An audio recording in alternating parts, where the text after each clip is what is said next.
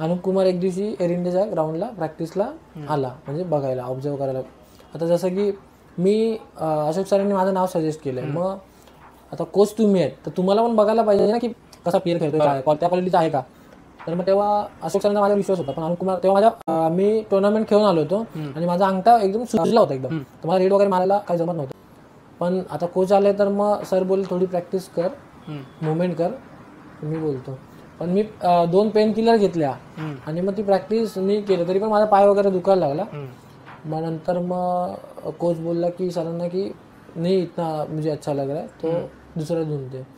पण अशोक सर असं बोलले त्याला कि मैं ये माझ्यासोबत पूर्ण आमच्या टीमसोबत 2 साल से मैं आहे याच्यासोबत, मैं 2 साल के साथ इसके साथ पूरा 2 साल मैंने निकाला है, मुझे पता है ये बंदा क्या कर सकता है क्या नाही. तर अशोक सरांनी माझा विश्वास दाखवून सीझन 7ला मला संधी दिली.